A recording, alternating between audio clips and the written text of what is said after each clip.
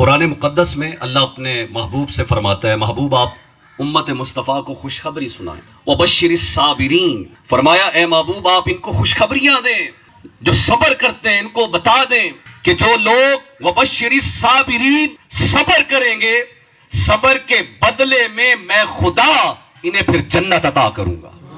تو جہاں پہ تکلیف ہے، پریشانی ہے، وہاں پہ صبر کیا جائے۔ صبر کی نا بڑی فضیلت ہے۔ آج ہمارے معاشرے میں صبر نظر نہیں آتا، سوسائٹی تباہ ہو گئی، علاقہ تباہ ہو گیا، کلچر کا بیڑا غرق ہو گیا، گھر کا بیڑا غرق ہو گیا۔ تھوڑی تھوڑی بات پہ جناب غصہ، تیش، تھپڑ، گھسنے، رشتہ ختم، طلاقیں، اور جناب ایسا انداز نظر آیا ہے کہ اب لاوا پھٹ پڑتا ہے، لوگ ایک دوسرے پہ پھٹنا شروع ہو گئے ہیں۔ غصہ یہ بڑا بڑھتا جا رہا ہے۔ اگر ہم غصے پہ کنٹرول کریں، آزمائشوں پہ کنٹرول کریں، اللہ کا قرآن کہتا ہے، توجہ کیجئے گا، رب کہتا ہے ان اللہ مع الصابرین، اللہ فرماتا ہے بے شک میں صبر کرنے والوں کے ساتھ ہوں۔ اور جس کے ساتھ خدا ہو جائے اسے اور کیا چاہیے؟ شرط کیا رکھی؟ میں کس کے ساتھ ہوں؟ جو صبر کرتا ہو۔ اللہ مجھے ہم سب کو صبر کی عادت ڈالے، اللہ ہمیں صبر کی نعمت عطا فرمائے۔ آج ہمارے اندر سے صبر چلا گیا۔ اور قرآن مقدس کو جب ہم تلاوت کرتے ہیں نا تو آپ دیکھیں قرآن مقدس کے اندر 100 سے زیادہ مقامات پہ اللہ نے صبر کا حکم دیا کہ اے میرے بندے صبر کر، صبر کی عظمتیں بتائی۔ کہیں پہ وہ فرماتا ہے صبر کرو جنت تمہارے لیے ہے، کہیں پہ فرماتا ہے صبر کر اے بندے تو صبر کر، صبر کا انعام یہ ہے کہ صبر کرنے والے کو میں خدا مل جاتا ہوں۔ اور یقین مانے دین کا نام بھی صبر ہے، اور اگر صبر نہ ہونا تو آپ یقین مانے بندے کے اندر سے دین نکل جاتا ہے۔ آج پرابلم ہے صبر نہیں ہے۔ اگر صبر آج کے بیان میں ہم سیکھ لیں تو انشاءاللہ بیڑا پار ہو جائے گا، صبر کی نعمت ہمیں نصیب ہو جائے۔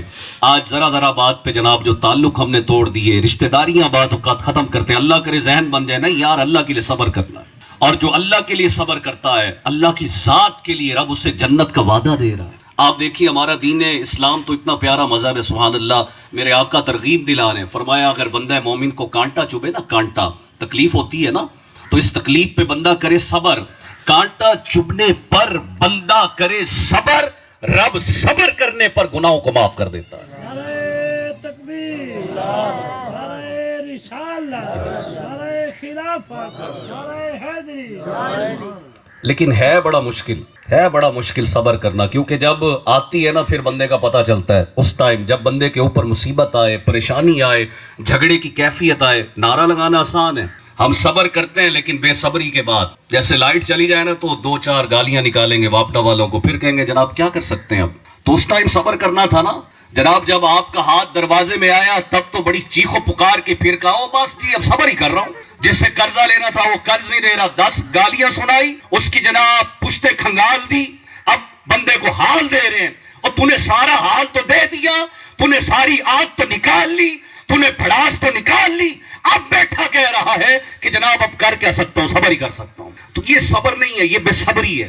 صبر کا نعرہ لگانا، بے صبری کرنے کے بعد اجر و ثواب گیا۔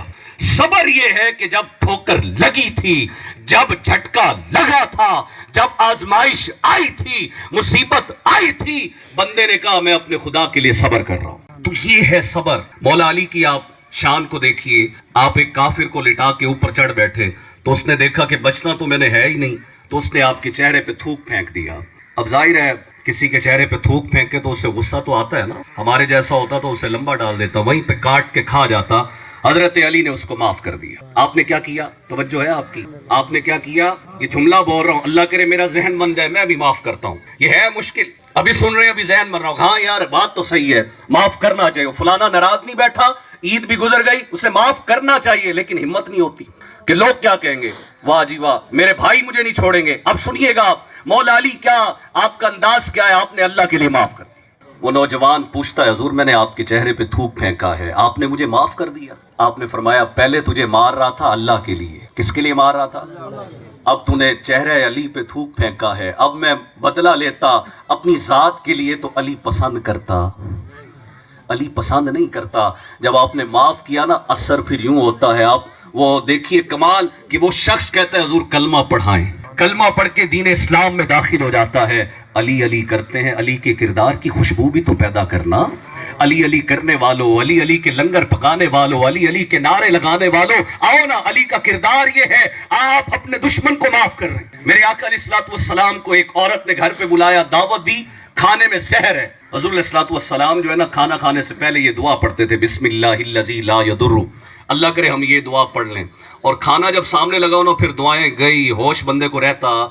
اور یاد رکھیے گا دعا کی پاور یہ ہے، برکت یہ ہے، حضور فرماتے ہیں یہ جو دعا پڑھ لے کھانا کبھی نقصان نہیں دے گا۔ آج کھانا کھاتے ہیں پرابلم، معدے کا بیڑا غرق، تو ہم نے دعا چھوڑ دی ہے نا، بسم اللہ چھوڑ دی ہے نا۔